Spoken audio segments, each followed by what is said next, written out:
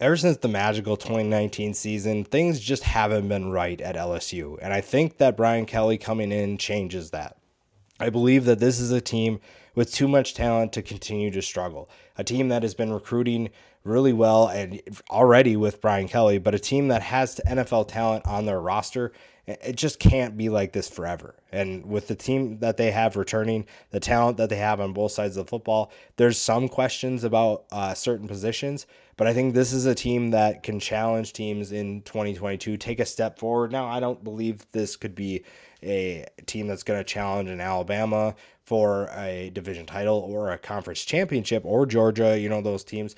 But I think that you're going to see a step forward. And we're talking about 10 guys today that are going to make that happen. Obviously, with Brian Kelly coming in, that makes things a little bit better with his success at Notre Dame and Cincinnati at his previous stops. But this is a team that has the talent to turn things around. And with the transfer portal, too, I really like where this team is headed. Keishawn Boutte has already been picked as a wide receiver 1 for the NFL draft by many analysts, and it's easy to see why. It's just a natural playmaker. He knows what he's doing, knows how to run routes, he knows how to create space, and he knows what to do in space, too. As soon as he gets the football, he is looking to get to the end zone, and a lot of teams don't know how to guard him. It just comes down to, can he play a full season? Is he going to be able to play a full season? And in this new offense, is he going to be able to thrive? I think that he can, and I think that it's going to be fun to see what he can do, like I said, with a full season and in Brian Kelly's new system. This is a playmaker that a lot of people would love to have, and the fact that LSU has him returning, and this wide receiver core for LSU is going to be an underrated group. I think they have a ton of talent, and if they're able to utilize them in the right aspect and the right way, I think that this is an offense you're going to not love facing on a weekly basis. Flipping to the defense, this is where most of the talent, if you will, is going to be that everybody knows. And it starts with BJ Ojolari. 12 tackles for loss, 7 sacks last year. He is a potential NFL draft pick at the next, not potential, he's going to be an NFL draft pick. You look at what he can do, his length, his power, his speed. It's going to be fun to see how he can add on to that, a season in which he had a good year and one that I hope that he can capitalize on even more. One of the bigger additions in the transfer portal for LSU was Jarek Bernard-Converse from Oklahoma State, had a big year for them, 51 tackles, 11 passes defended. He's going to be a player that, again, this secondary is going to look very different. You had Derek Stingley last year, and now you're going to have essentially 3 new starters for sure. And that's something that it could be all 4, actually, if you include Sevyn Banks, someone who I think is probably not going to be on this list, but could be at the end of the year. But Bernard Converse, look at what they did at Oklahoma State. Obviously, with Jim Knowles leaving, that kind of led him to believe that he wanted to go elsewhere. And he ends up at LSU. I think it's a good fit for him. And it's going to be, he's going to find out pretty quick if he can handle SEC competition, because this is a conference that boasts a number of talented receivers. And that is going to be something that tests him week in and week out. And I think that he has the talent to compete with those guys. But it's just going to be, it might be a little bit of a curve right away, but he's a talented player who I think can handle that. Mason Smith is one of those underrated players, probably under the radar for a lot of people at defensive tackle. 19 tackles, 5 tackles for loss, and 4 sacks. Those are pretty good numbers for a defensive tackle. A lot of LSU fans really like what they see from him. They think that he's going to be a phenomenal talent for this team. And Brian Kelly's teams have had pretty good defenses in the past.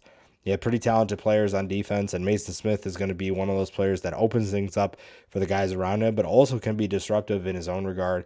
He's going to be someone who can get in the backfield. And like I said, 5 tackles for loss for a defensive tackle is pretty good. You're not going to see crazy numbers from defensive tackles, but a guy like that is too talented to contain for too long, and you're going to see that on a weekly basis for LSU.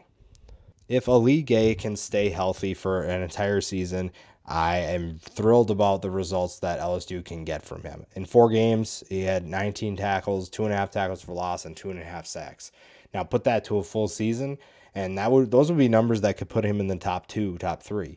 This is a guy who has the talent there at defensive end. If he and BJ Ojolari can be healthy the entire season, that's going to be an edge rushing duo that you don't want to face. The offensive tacklers are going to have nightmares, because when you think, oh, well, I don't have to face Ojolari, then you have to face Gay, and that's a problem for anybody that's trying to have an easy night. It's going to be a defense that, again, if healthy, is very disruptive, has the potential to be disruptive, and there are players that, like I said, can make a difference on a weekly basis and compete in a conference that's full of talented players. Safety Joe Fausha comes from Arkansas, and it's one of the two Arkansas safeties that they're going to get. I'm really excited to see how he fits in this LSU offense. We know that he can handle playing in the SEC. That's not a question. It just comes down to, can he fit in the system? Can he understand the system? And I think that you're going to see a player who has got the versatility to do a little bit of everything. 72 tackles, 7.5 tackles for loss, 5 passes defended, 1 interception. He does a little bit of everything, or did a little bit of everything for Arkansas. Now, Arkansas played a little bit more laid back approach in terms of defense, not necessarily like just let everything fly, but it was more of a keep everything in front of you and see what happens. So I'm interested to see, now that he's not in that kind of scheme, what can he do in a scheme that doesn't allow him to sit back. Now, obviously, it wasn't like he was just waiting for things to happen, but it's a different system, and I'm interested to see how he transitions to that.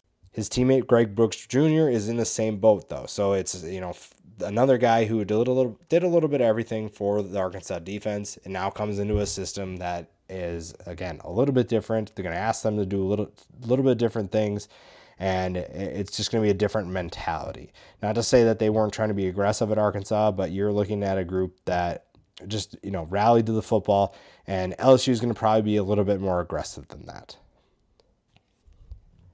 Linebacker is probably going to be a position of strength for the LSU defense. Micah Baskerville is in this spot for me. You could pick Mike Jones Jr. if you wanted, but I really like what Baskerville can do, and I don't think a lot of people are talking about him because, again, this is a conference with a ton of talent, so you really have to stand out if you want people to talk about you.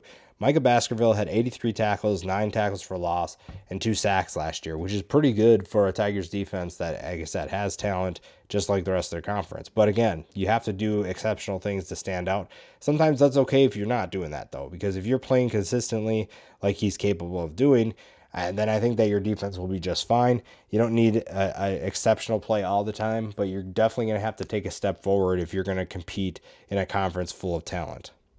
One of the biggest potential breakout candidates in all of college football is John Emery Jr.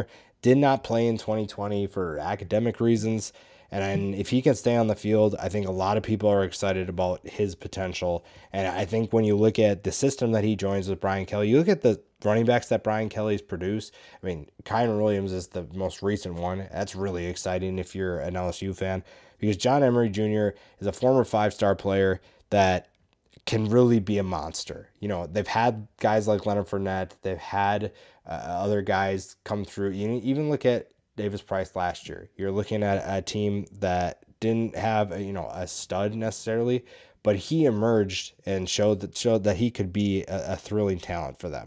And I think that's really exciting for anybody who's running the football for LSU. And John Emery Jr. probably has as much talent as anybody they've seen run the football in this program. It just comes down to if he's able to stay on the field, and then is he able to figure out Brian Kelly's system and be that elite back that everybody expects him to. Final one on the list is Miles Brennan. I like Miles Brennan better than Jaden Daniels. I think he's a more consistent player, just needs to stay healthy. If you look back at what he was doing in 2019, and even, he didn't play last year, but look at what he did in 2019. This is a guy who was slinging it. And this was the year after they were playing, excuse me, that would have been 2020. This was a year after they won the national championship. It was one of the best seasons we've ever seen from any team and any quarterback from Joe Burrow. So over 1,100 yards in just a handful of games, 11 touchdowns and 3 interceptions. I just don't know if he's going to fit in Mike Denbrock's system better than Jaden Daniels will, so that is a big factor that will play into that. But I think that Miles Brennan is really, really good. I think that he is more than capable of leading this team, and I like him in terms of consistency more than Jaden Daniels. So if you want to put Jaden Daniels here, that's fine. But in the end, it comes down to this is a team with a ton of talent. They hammered the transfer portal to bring in players to compete, especially on the line, offensive line, but also in the secondary. So if that works out, this is going to be a tough team to beat, and it just comes down to playing more consistently, something that I know Brian Kelly is going to address right away.